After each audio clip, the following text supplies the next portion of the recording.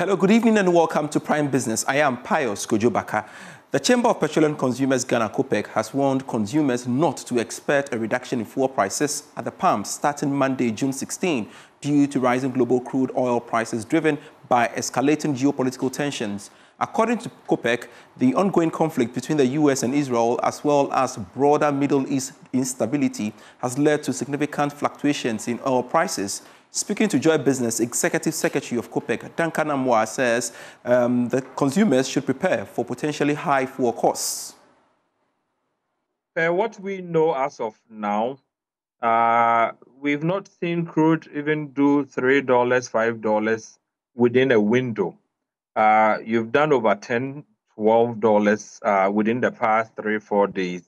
That's quite concerning. And what it is likely to lead to is that flat prices could soon surge, and that will mean that whatever reductions that we would have expected to offset the levy to be introduced effective Monday, Tuesday, we are probably not going to get the offset or the mitigating situation happening. Rather, if international market should add any 20 pesos, 30 pesos, you are simply going to see your 1 cedi with the 20 pesos, and whatever the AOMCs would also decide 10 pesos. So it probably could be quite significant the following week. On the back of that, economist Professor William Bambuaten is calling on the Ministry of Finance to include the potential risk of crude oil price increases arising from the tensions in the Middle East and, of course, in the mid-year budget review. According to him, this will better position the nation to withstand any shocks that may arise. Looking at what happened this morning and yesterday, I think it has been triggered by Israel attack on Iran. And as a net importer of oil, a country that is a net importer of oil, anytime there is a challenge in the Middle East, it affects oil prices, and we face some kind of challenge. But as to whether it is going to continue will depend on a number of factors. One, it depends on how long this escalation of war in the Middle East will continue. Remember that Israel and Gaza have been fighting for more than 1 year. I think it's about 1.5 years. It hasn't actually affected oil prices, but now Iran has been brought in. I think it will have some kind of effect. Two, it also depends on how the OPEC countries will also react. So if indeed it's going to bring down oil production from Iran and other countries, maybe we expect Saudi Arabia and others to also increase their supply. So it depends on how members in the OPEC group will react. And three, it also depends on how our managers in the domestic economy will also prepare themselves. And I expect that in our next year review of the budget, I think the Minister of Finance should be able to take this risk that is facing us in there, and we'll be able to know whether we'll be able to withstand this kind of shocks that is coming. Government says the country is making significant progress in its clean energy transition with a focus on fostering sustainable energy solutions. According to the Deputy Minister of Energy and Green Transition, Richard Jan Mensah, the country aims to achieve net zero energy-related carbon emissions by 2060, a decade ahead of its initial target of 2070. Speaking at the 5th edition of the Ghana Chamber of Commerce and Canada Chamber of Commerce, well, the minister noted that collaboration will be intensified to achieve the set target.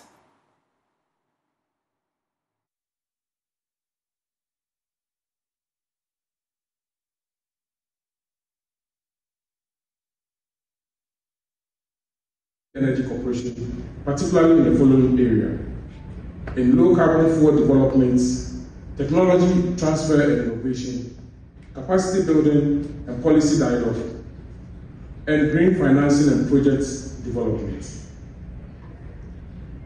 Canada's financial institutions and ESG-focused investments can help de-risk clean energy ventures in Ghana and across West Africa, including carbon trading mechanism under our local market scheme. To support such collaboration, Ghana has committed to policy stability and regulatory clarity, particularly for independent power producers and fuel suppliers.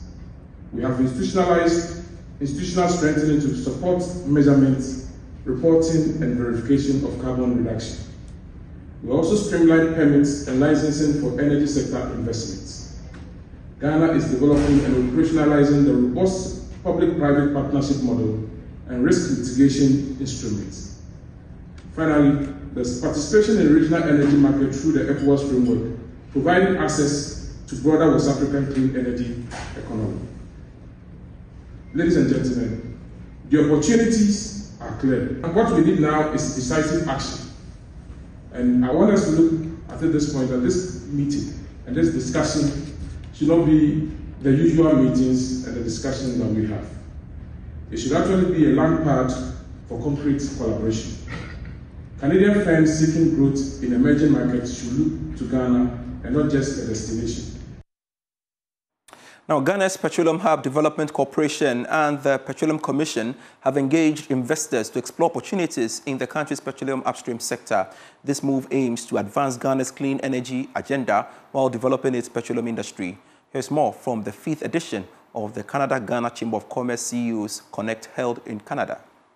Speaking during a panel discussion at the 5th edition of the Canada-Ghana Chamber of Commerce CEOs Connect in Canada, Chief Executive Officer of the Petroleum Hub Development Corporation, Dr. Tony Ogben, said the establishment of the hub will not only create jobs but also ensure environmentally sustainable principles to safeguard its operational area. We see the creation of over 780,000 jobs if it all comes into effect.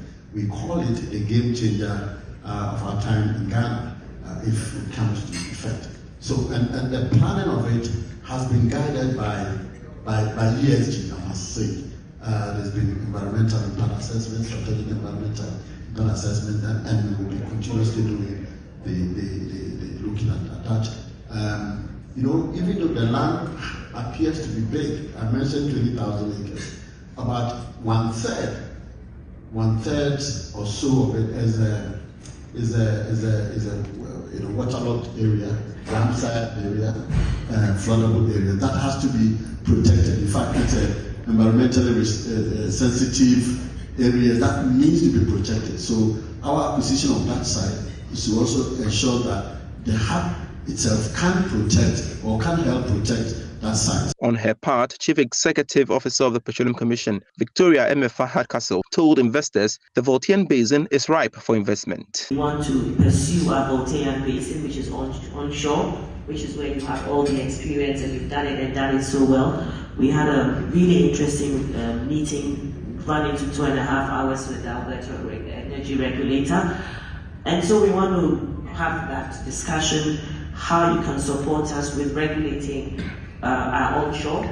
It's 40% of Ghana's landmass is frontier, so all of you who are interested in doing business in Ghana, I'm sorry to jump into that, but it's key for me that we pick the good lessons, and there's no better place than to pick good lessons on onshore than in Alberta. The event served as a platform for CEOs, industry leaders, policymakers, and entrepreneurs from Ghana and Canada to engage in dynamic discussions and share valuable insights on advancing their clean energy agenda. Away from the energy sector, the International Monetary Fund has revealed that its executive board will meet to consider Ghana's 4th program review early next month. It is coming after government passed the 4th review assessment at the staff level pending the board's consideration. Julie Kozak is Director of Communications at the International Monetary Fund. So again, stepping back to where we are on Ghana, on April 15th, the IMF staff and the Ghanaian authorities reached staff-level agreement on the 4th review of Ghana's extended credit facility. Upon approval by our executive board, Ghana would be scheduled to receive about $370 million, bringing total support under the ECF to $2.4 billion since May of 2023. We anticipate bringing review to our board in early July, so in just a few weeks. The African Development Bank says it has identified some key areas of government's 24-hour economic policy to drive its implementation. Speaking at a press conference, Vice President of the bank in charge of infrastructure and industries, Solomon Queno, said the bank is planning to release some funds to support the full realization of the policy. James Eshen reports. The African Development Bank has been outlining some key 5 areas of Ghana's economy to support and also to collaborate.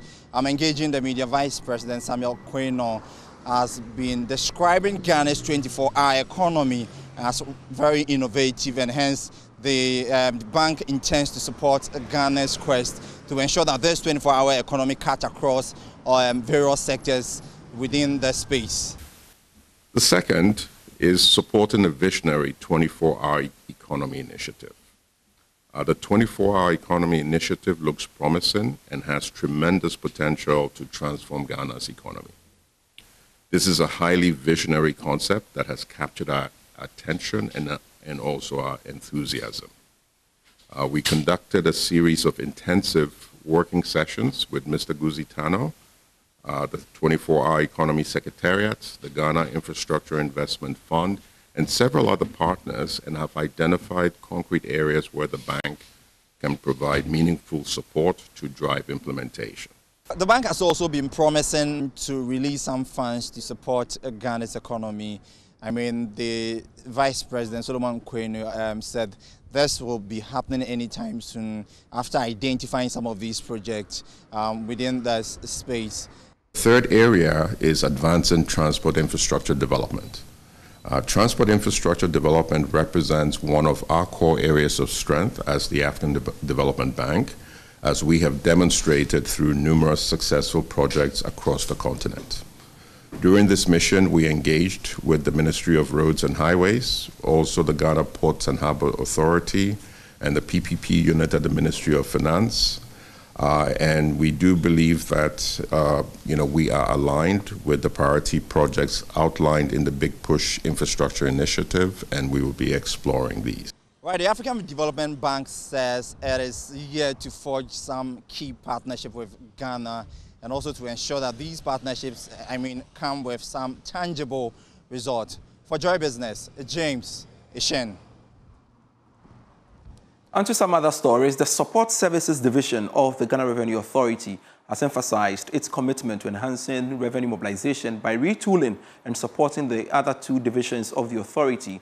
This initiative aims to meet the evolving economic needs of the country, which relies on achieving revenue excellence. Dr. Alex Adumaku-Mensah, the Commissioner of the Support Services Division, made this announcement during the opening ceremony of the division's annual retreat in the Volta region. The 2025 Support Services Division Management Retreat seeks to provide a platform to brainstorm and strategize to enhance service delivery. The Commissioner of the Support Services Division, Dr. Alexander Adumaku-Mensah, hinted that resourcing, capacity building, innovation and quality service delivery would be core elements of the 2025 strategy. So we are going to discuss it, how we are going to service other 2 operations to do their job. We recruit people for them. We give them money. So the money that we are giving, is it going to be used in good use? The strategy that we are going to adopt that. We are giving 1 cedi, you have to achieve a certain amount. So you don't give 1 cedi to go and waste it. You monitor them, the work they are doing. So you ensure that they achieve their target. So for them to achieve their target, we have to provide what they want. And that's the reason why we are here. He underscored the pivotal role of the division towards attaining Ghana's economic aspirations, hence charged staff members to strive for excellence. The road ahead is tough. Both steps, not the baby steps. But you always complain about the customs, they are not doing well, the leakages. What are you doing to help them to hide the leakages? What are you doing to help the domestic tax to collect their taxes? We have responsibility to do that. And I need you to ask yourself, would we be remembered as a team that maintains status quo? Would we remember? Or the team that changed GRA? Or you hide behind and say that this is how it's always been done. That thing has to be changed. We got a personal quality staff here against other things. If you are all to work together, I think things will change in Nigeria. The adopted strategy at the retreat would be deployed to complement efforts of the Domestic Tax Revenue Division and the Customs Division of the Ghana Revenue Authority to achieve its annual revenue targets. The retreat was themed Transformation for Impact and Growth, SSD as pivot. Fred Kwame Asari, Joy News. Ho. DevTraco Group, one of the country's leading real estate developers, has officially launched its latest flagship development, the Alo Cantonment. Group Chief Executive Francis Okai said the project is set to break ground in September 2025 and will be completed over the next 36 months. The Alo Cantonment project offers a select two-bedroom apartment and a penthouse for residents seeking more space without compromising Alo's design ethos. Alo's prime location cantonment offers both short-term and long-term residents to the Kotoka International Airport, the business district, and a wealth of cultural and recreational hubs that are among the best Accra has to offer. Here is Group Chief Executive Francis Okai. This is our 11th, and this is a new trajectory for the business. As the newly appointed CEO, I am very elated to unveil this new masterpiece by the DevTraco Group. Alo is a project that has been carefully thought of. It's a project that has about 260 units, one-bedroom, studio, and penthouses. It's a project that is averaging from $85,000 to $1.5 million for a penthouse. This is a project that has been thought about to meet the demands of every buyer we deal with. Most of our buyers are investment buyers. They buy and expect rental investment or rental yields on their purchase. Tonight, we as DevTraco family, we are elated to unleash this project, and we are hoping that our clients would still work with us and believe in our brand over the years that we have built. They address the Pelican Hotel apartment, The Edge, and Nova, but a few of DevTraco Plus projects that have become standout attractions in Cantonment, Airport Residential Area, Laboni, and Roman Ridge. You're still watching Prime Business. Beverage producer Coca-Cola has brought back the idea of celebrating the contribution of consumers across the country in a campaign dubbed Share a Coke. The initiative forms part of moves by the company to reconnect with beverage lovers to have their names customized on any of the beverages. Managing Director for Equatorial Coca-Cola Bottling Company, Felix Gomez, believes that this will lift the spirit of Coca-Cola brand here in Ghana. More in this report. The short ceremony to relaunch the campaign brought together some suppliers, personalities from the creative industry, and other stakeholders to experience the renewed spirit of the beverage brand in Ghana. With the Share a Coke campaign, the company hopes to bring back some excitement and reward consumers in a special way. Here is Managing Director for Equatorial Coca-Cola Bottling Company, Felix Gomez. We are here not just to launch a campaign, but to celebrate a feeling of connection, of joy, of sharing. Our new campaign is more than just a message. It's a movement that reflects the spirit of our brand and the people who believe in it. At its heart, Share a Coke is simple. It's your favorite Coca-Cola, but with a personal twist. We have replaced our iconic logo with the names, nicknames, and titles of people, just like you. Senior Manager for Frontline Marketing Ghana and Equatorial Africa, Derek Bossman, has assured consumers of more innovations in order to enjoy their favorite Coca-Cola beverage. Nothing but exciting times from Coca-Cola.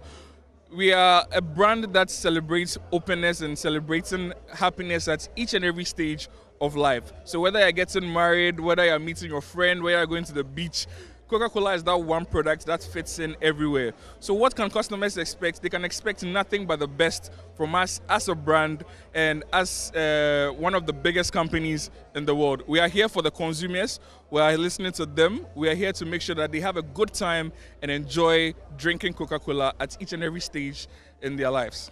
Patrons and some business partners took the opportunity to share their joy and business ideas together.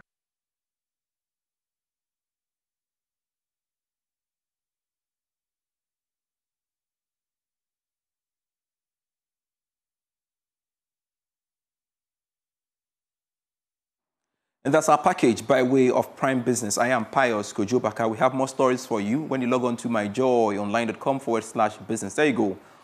More stories. Do visit the portal and get yourselves updated.